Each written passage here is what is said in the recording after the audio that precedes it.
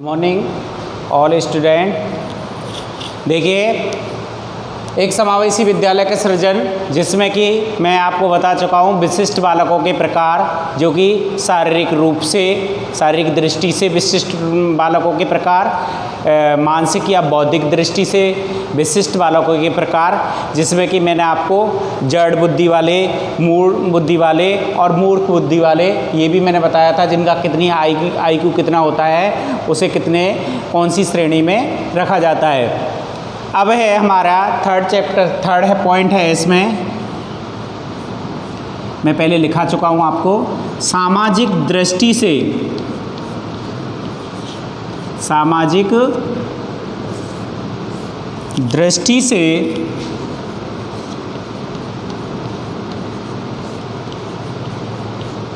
विशिष्ट बालक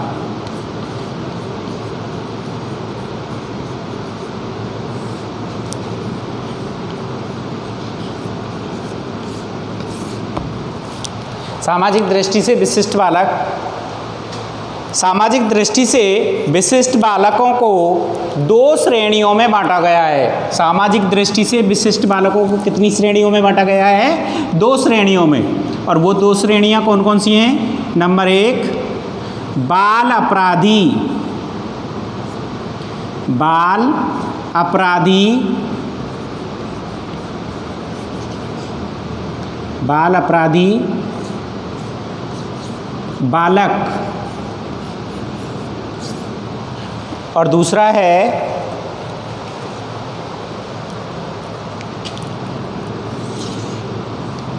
समस्यात्मक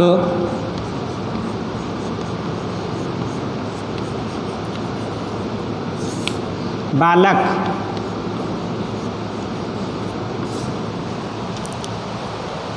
अब देखिए,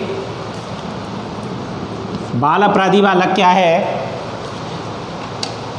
यदि कोई व्यक्ति समाज विरोधी कार्य करता है, यदि कोई व्यक्ति समाज विरोधी कार्य करता है या कानून का उल्लंघन करता है, तो वो है अपराध कहलाता है, और वह व्यक्ति क्या कहलाता है? एक अपराधी कहलाता है। ठीक वैसे ही अगर समाज विरोधी कार्य, असामाजिक कार्य या कानून का उल्लंघन करने वाले बच्चे, जो कि भारतीय एज के हिसाब से 8 से 10 वर्ष तक के बच्चे, 8 या 10 वर्ष तक के बच्चे जो भी सामाजिक असामाजिक कार्य या कानून का उल्लंघन करते हैं, वो बालक क्या कहलाते हैं? बाल अपराधी बालक कहलाते हैं। यदि इसी प्रकार का कार्य एक बालक के द्वारा किया जाता है तो बाल अपराधी होता है। कानून की दृष्टि से भारत में बाल अपराधी को 8 या 10, भारत में क्या है? 8 या 10 वर्ष का बालक क्या कहलाता है? बाल अपराधी, अगर कानून का उल्लंघन करता है तो। अगर कोई व्यक्ति कानून को भंग करता है, उसके व्यवहार से यदि दूसरे का जीवन खतरे में पड़ जाता है, तो वह अपराधी कहलाता है। इसी प्रकार अगर कोई बालक असामाजिक या असामान्य व्यवहार करता है, समाज के नियमों का पालन नहीं करता है, शांति भंग करता है, तो वह बालक अपराधी कहलाता है। ठीक वैसे ही जैसे कि चोरी करना, झूठ बोलना, लड़ाई झगड़ा करना, शांति भंग करना इत्यादि कार्यों को अगर कोई बालक करता है, तो वो क्या है कि असामाजिक कार्य कहलाते हैं।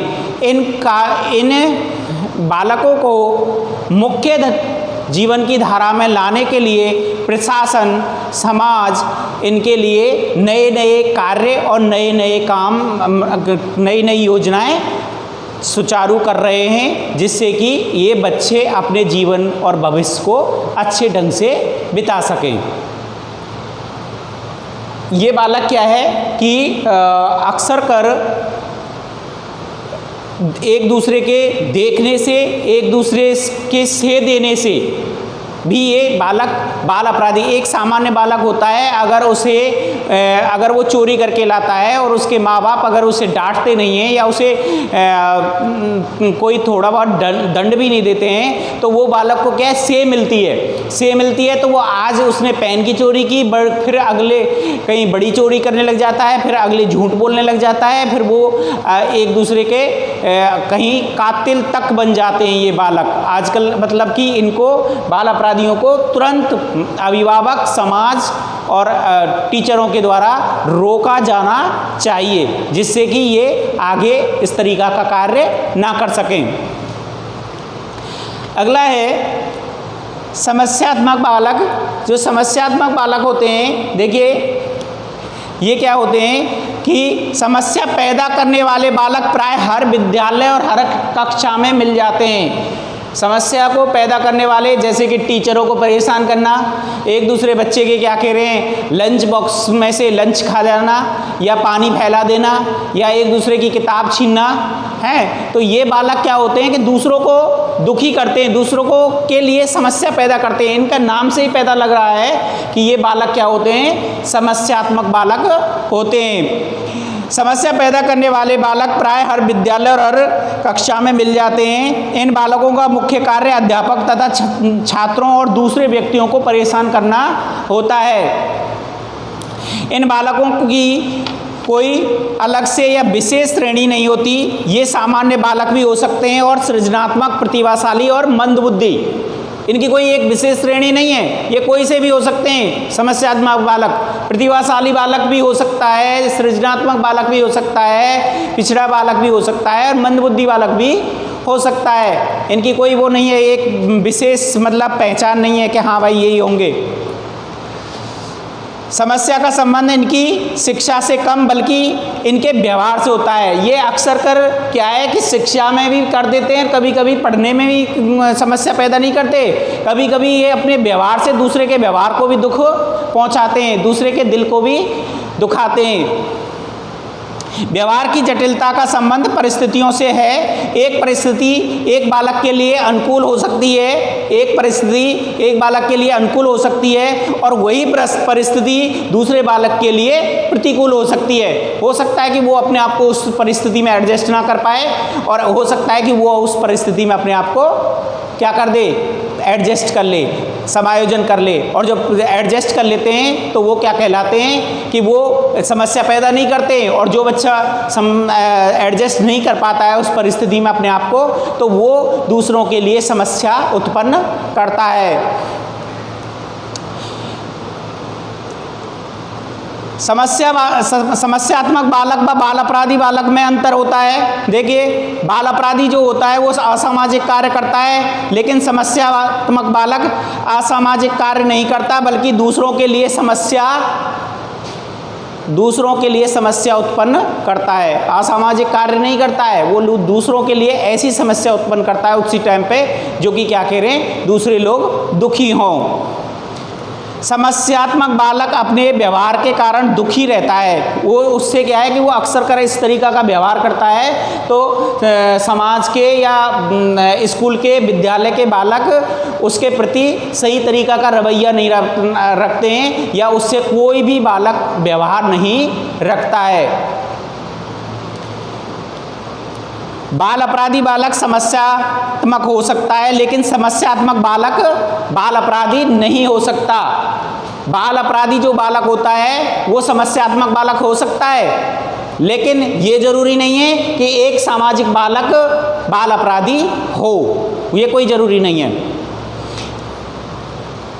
इन बालकों को जटिल बालक भी कहा जाता है। इन बालकों को क्या कहा जाता है, इनको क्या कहा जाता है, जटिल बालक भी कहा जाता है। तो ये हमारा विशिष्ट बालकों को जो जिन श्रेणियों में बांटा है, शारीरिक रूप से, बौद्धिक या मानसिक रूप से और सामाजिक दृष्टि से बालकों को जो बांटा है वो इस प्रकार के विशिष्ट बालक होते हैं।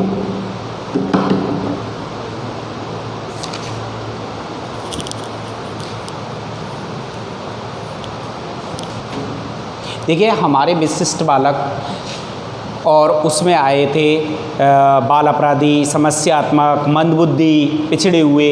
इन बालकों की पहचान कैसे होती है, इन बालकों का हमें पता कैसे लगता है कि किस प्रकार के ये बालक हैं। तो इनकी पहचान के लिए कुछ बिंदु हैं, जैसे मैं इनको बोल सकता हूँ कि पहचान के मुख्य बिंदु।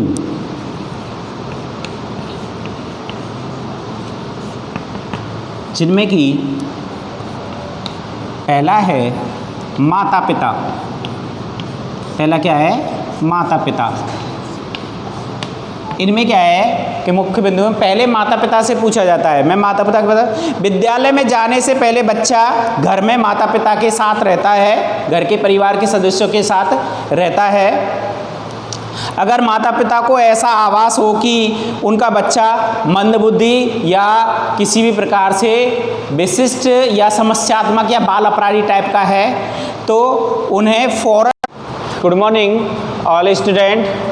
समकालीन भारत एक समावेशी विद्यालय का सृजन पेपर में अगला टॉपिक है हमारा विशिष्ट बालकों के प्रकारों के बारे में मैं बता ही चुका हूँ। अब मैं अगला है इसमें फर्स्ट यूनिट में निःशक्तता के प्रति नज़रिया। निःशक्तता के प्रति भारतीय समाज, भारतीय प्रशासन और सरकारी और गैर सरकारी संस्थाओं का इनके प्रति क्या नज़रिया है। तो वो नज़रिया जो है उसे हम दो भागों में बांटते हैं। एक तो है ऐतिहासिक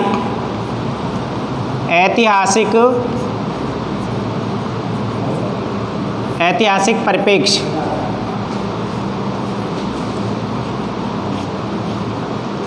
ऐतिहासिक परिप्रेक्ष्य और दूसरा है समकालीन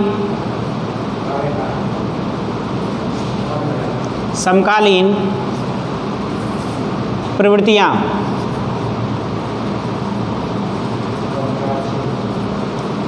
समकालीन प्रवृत्तियाँ। तो पहला मैं आपको ये क्लियर कराता हूँ, पहले इसको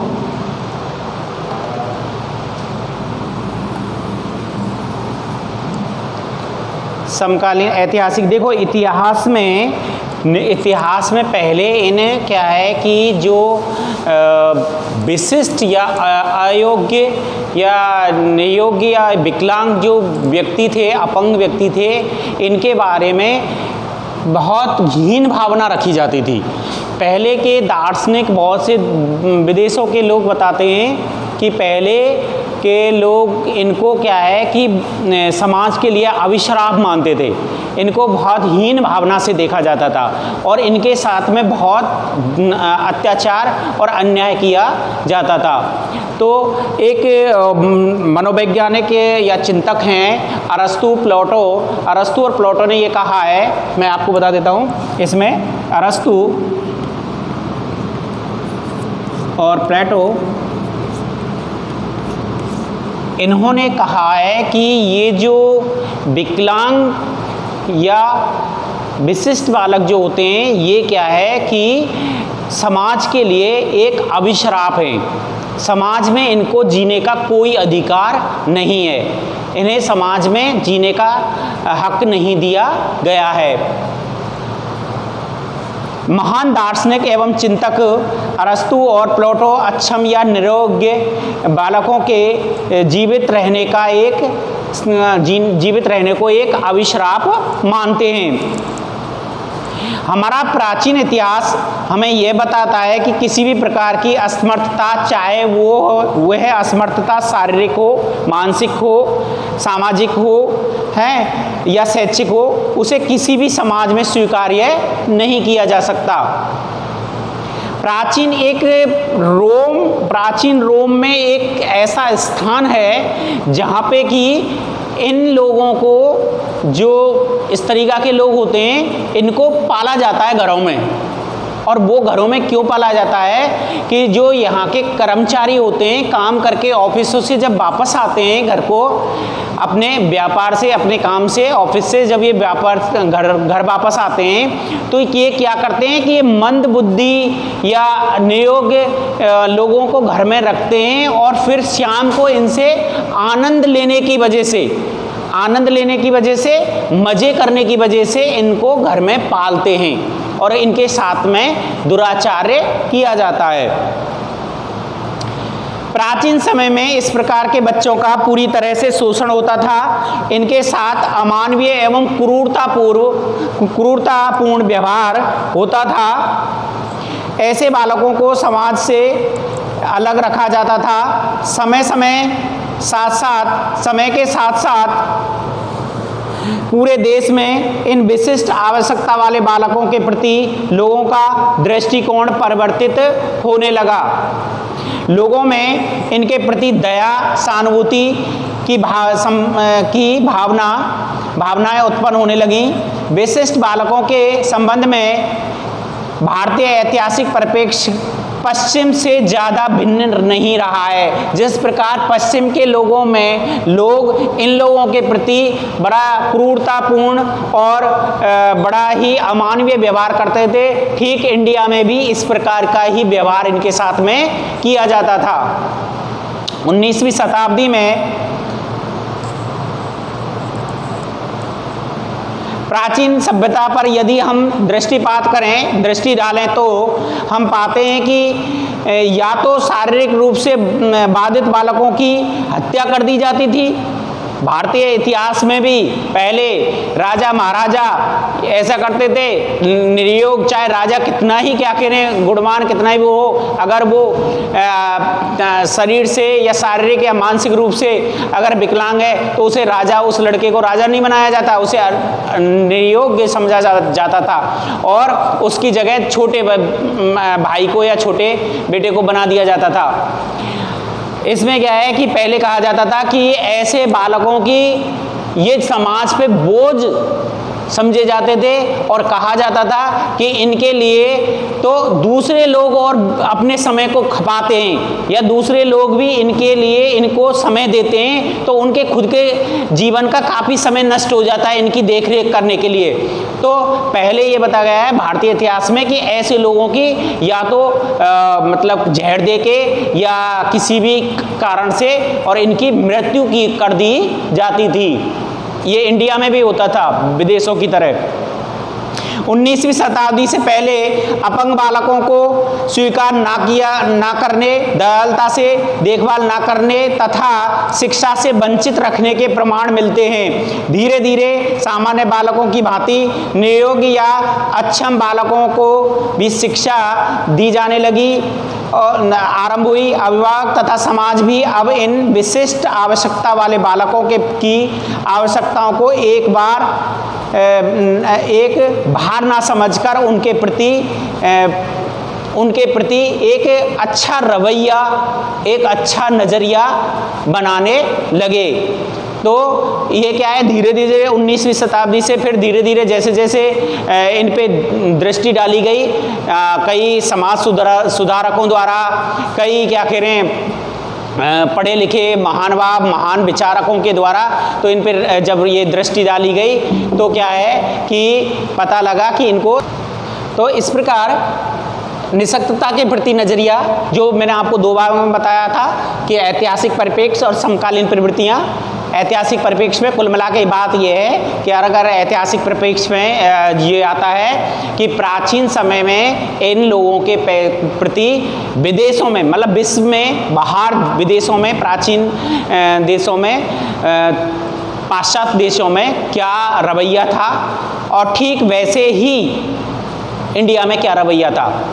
भारत में भी कुछ भेद नहीं था, भारत में भी इनके प्रति बहुत ही क्रूरता और बहुत ही अमानवीय व्यवहार किया जाता था। ये लोग पहले के राजा महाराजा, तो यहाँ तक कि आपको बता दूं कि ये लोग क्या है कि मरवा दिए जाते थे।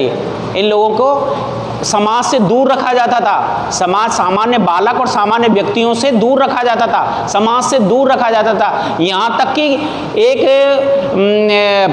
उसमें बताया गया है कि इनको बहुत दूर का एक काल कोठरी टाइप में रखा जाता था, या बहुत ऊंची ऊंची दीवारों वाले जेल टाइप में रखा जाता था, जेल सी जैसी रहती थी, और वहीं इनकी क्या है कि हत्या कर दी जाती थी। इनको समाज से के अन्य या सामान्य बालकों से या सामान्य व्यक्तियों से जुड़ने का या मिलने का कोई अवसर नहीं दिया जाता था।